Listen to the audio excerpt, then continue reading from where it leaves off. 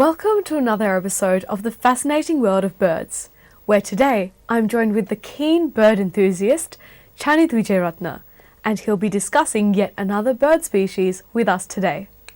Welcome, Chanith. Thank you for having me. Of course. So, Chanith, can you explain to us and our viewers about the stilt today?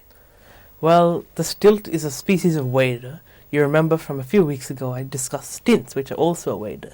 However, unlike stilts don't migrate. They're here all year round. The stilt is a very lanky looking bird with long bubblegum pink legs and blackish wings and a black pattern on the back of its neck. Are they a small bird, a large bird? Medium sized, I would say. Definitely much bigger than a stint. Mm-hmm. The interesting thing about stilts, yet again, comes down to subspecies. Now, in the bird world, there's this thing called splitting. This is when two subspecies that were previously not thought genetically distinct enough to be species get split into separate species. So, for instance, if those white-backed magpies I mentioned, and the black-backed magpies I mentioned earlier as well, were found to be different enough to constitute separate species, we would have a taxonomist say, well, they'd write up a paper, and it would argue that a split would be needed. And then one of the main bird listing the sort of main lists people go by, and then the lists would adopt that split, depending on whether or not they thought it was valid. Anyway, long story short, the subspecies of the stilt got split, and the stilt previously was known as the black-winged stilt, a very widespread bird found over much of Asia, Europe, Africa, pretty much everywhere. What is the best place to spot these stilts in Melbourne?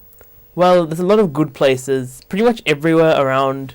Altona is quite good. There's a place called the Skeleton Creek Boardwalk. Mm-hmm. The really interesting thing about the stilt that I want to mention, though, has a bit more to do with that split. So you see, when they split the stilts, our stilts here became white-headed or pied stilts, and the Asian stilts became black-winged stilts.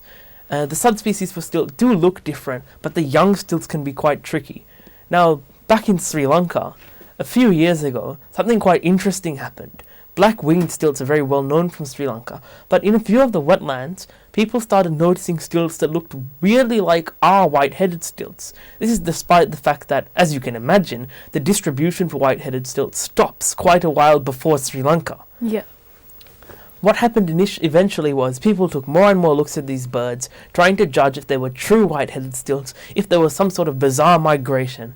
Unfortunately, the truth is far less interesting. It turns out the stilts people were seeing in Sri Lanka were just aberrant juvenile stilts, and because of how similar the young birds look, they just happen to look a lot like our stilts, causing the confusion.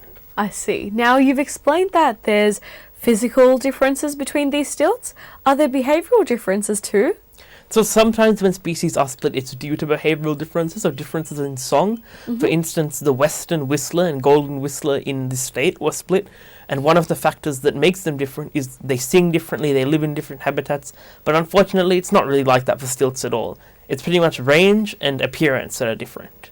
And genetics, apparently. Of course. That's remarkable. Well, from this segment, I've learned so much about stilts, and I'm sure our viewers at home have as well. Thank you for joining with us today, Chanith. Thank you.